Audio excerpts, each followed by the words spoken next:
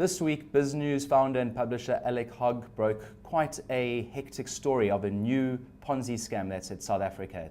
The Belvedere Ponzi scam allegedly by Cobus Kellerman is worth something like 200 billion rand. Alec, just a brief summary of what happened, the story, and what it means. Yeah, hectic, eh? 200 billion rand. It just rolls off the tongue, doesn't it? But it's $16.5 billion. That's the same as the Bernie Madoff Ponzi scheme that got the whole of America agog for so many months.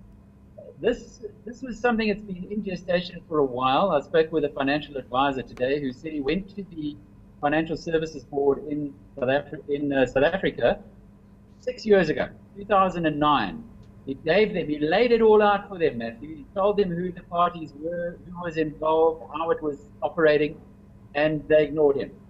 And then in 2012, it was another big development when, you remember, there was a chap called Julian Williams was shot by Pretorius in his office at the foreshore in Cape Town. And then Pretorius turned the gun on himself and blew his own brains. That picked up the Ponzi scheme, which was worth about 3 billion rand. Kellerman, who's a central party in this scheme, was very intimately involved in that as well. And again, that's 2 years ago. Again, nothing was done to stop the man. Now, unfortunately for him, unfortunately for perhaps people who might get caught into the future, it's now unraveling fast. The latest update that we have today is that Dave Grove is a name that people who have long memories in South Africa will remember from the N-Cubed scandal. Now, that goes back 10, 12 years ago. And what happened at that point was Cosgrove, who's domiciled in South Africa, but he's an Irish citizen, found a little loophole in the offshore allowance of insurance companies. And M-Cubed owned an insurance company. So what he was doing was we can convert your rands into dollars.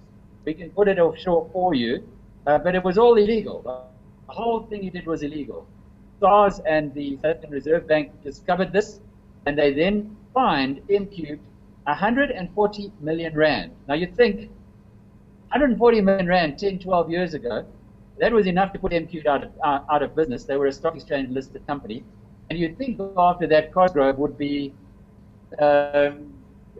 impossible to work anywhere. Well, he popped up, he left here, he went to Luxembourg, then he went to Mauritius, and he popped up at Paris Capital alongside his good pal Cobus Kellerman, and they managed to somehow convince Metropolitan, who run a bunch of unit trusts, that they were worthy enough to run the unit trusts on their behalf, and pulled in $1.5 billion almost South African investments. And on top of that, MetCI, as it's called, has got its own branded unit trust, which had let Kellerman himself run. It's just a litany of errors, and unfortunately, it's now all coming apart. Alec, obviously a lot of investors stand to lose billions here, but let's talk more about what next in terms from criminal proceedings, or in terms of what will the authorities do now that this is out there? Well, I've got a piece that we're going to put up in a little while. It was an interview with a guy who broke the whole thing. It's interesting. A chap called David Marchant, and he is based in the United States, and he specializes in these offshore entities. He's done quite a few over the years, and clearly he investigated this one. He said it took him about 3 or 4 months, and he's now written this whole Belvedere story. But from here, there's going to be quite a lot of consequences. The Financial Services Board have now finally woken up. I've spoken with them this morning. They're onto the case very quickly. The Mauritian authorities have also listened to this offshorealert.com report. They now foreclosing or stopping Belvedere from doing anything more. The implications of this are also quite severe for a company called DBRE, D-B-R-E. It's a global financial services hard selling operation.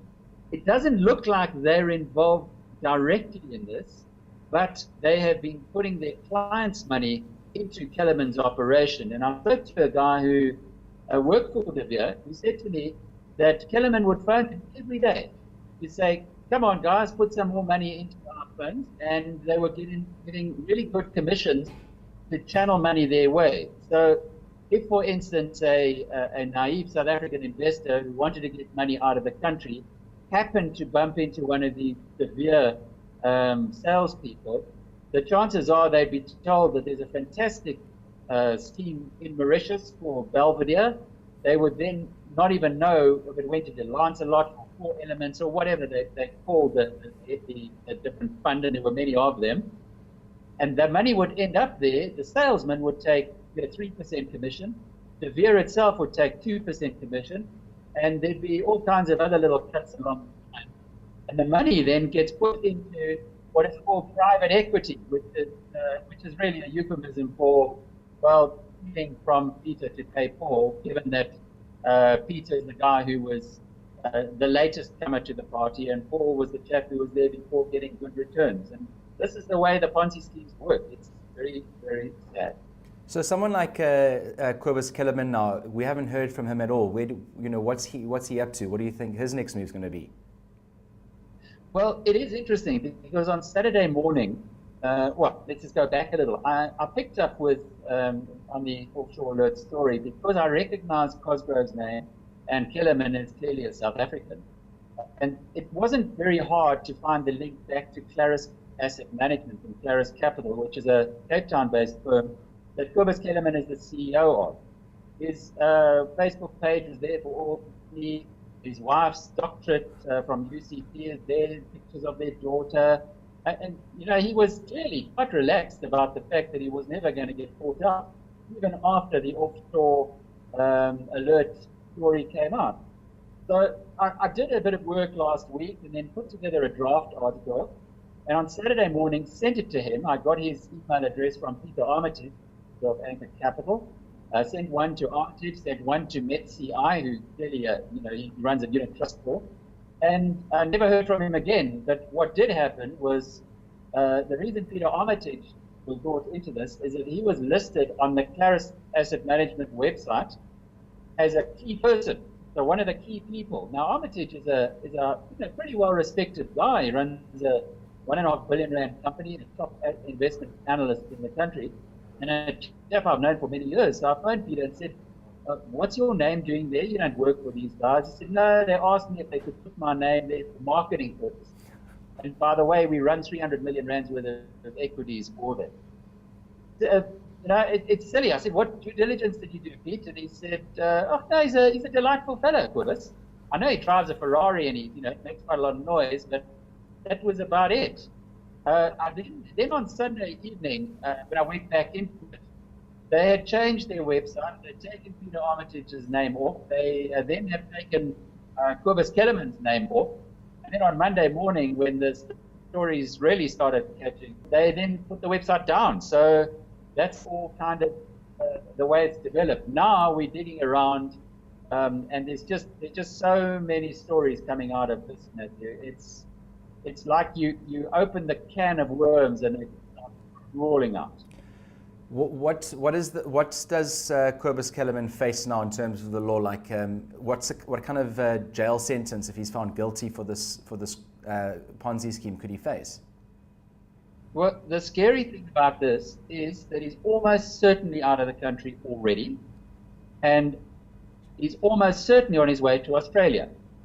And the reason for that is that Australia does not allow criminals to be extradited to South Africa. We have a recent example there of a guy called John Stratton, who was intimately involved in the Greg Kebble saga. He's living largest life in Perth, Australia. An even more recent example was Barry Tannenbaum, very well documented, 10 billion rand Ponzi scheme in South Africa. Rob Rose from the Sunday Times even wrote a big book, a really good book about it. Barry Tannenbaum is driving an Uber car in Australia today. There was a piece of it just the other day. Because the Australians believe that South African jails are so bad that they will not allow, if their human rights stories mean that they will not allow them to be extradited back to this country. So if you're a crook, it's very easy. Get on a plane to Australia and you're made. It sounds like the perfect makings for a crime thriller, Alec. if only it wasn't true. Unfortunately, on this one, there are a lot of people who are going to be hurt. They don't even know yet that they are hurt. I would say if you're a client of De Beer, get hold of your asset manager or your financial advisor quickly and find out what De Beer are doing to try and get the money back. They've already told some of their clients some years ago that one of these schemes, one of the Belvedere schemes, United Asset Management, run out of Switzerland. Of course, the asset manager was none other than Clovis Telemann. There was $50 million that De Beer put in there, which has been frozen. So the guys people who put their money in there aren't able to get it. What would be really worrying to me if I was a customer of De Beer or one of their high pressure salesmen is, where is my money? Has my money actually disappeared, as appears so much of the money that we put into Belvedere Asset Management has done? I would also be a little concerned if I had one of the unit trusts that are managed by Claris Asset Management, and there are 8 of them that are publicly traded, publicly available. And who knows where else they got their money from. But if you've got money that's gone into Mauritius, you have to start now, quickly finding out where it's gone to. Alec, it seems really awful, and I'm sure we're going to be hearing a lot more from you in terms of the follow-up of this, so we look forward to that. Yeah, for sure. I'll be writing more pieces on it, trying to unpack it. We've got a piece that gives the flow chart in a way, and that's always easier, because these are complex issues. It's like the crooks try and make them as complicated as possible by having as many shell companies in between as they can do.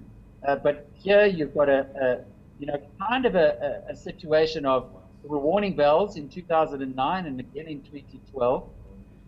But the big thing here is it must be a lesson to every single person who gives their money to somebody who's investing it on your behalf. Ask 100 questions. It's your money, not theirs. They will always give you the story that you want to hear. And when you get these high-pressure salesmen like at De Beer, you've got to be extra cautious. And I'll tell you, I had a personal example of this. There's some guy from De Beer got my number. Who knows where he got it from?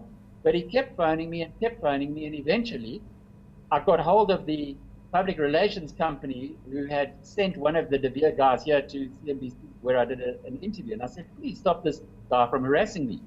They phoned me back, Matthew, within 5 minutes. To say, no, the man's been fired, this is not company policy, etc. The trouble is, my other stories, the feedback we're getting is, it looks like it is company policy. It looks like these are people who are not paid a salary. They're given a share of anything that they raise in investments, and as a consequence of that, they're pretty hard salesmen. But the good news, I guess, if there is good news in that, is that they really just are salesmen. They're not part of the whole Ponzi scheme. Or so it looks, so it seems at this point. So De Beer is maybe not the most ethical way of going about bringing in investments, but at this point it doesn't look like they knew that if they were putting the money into the Ponzi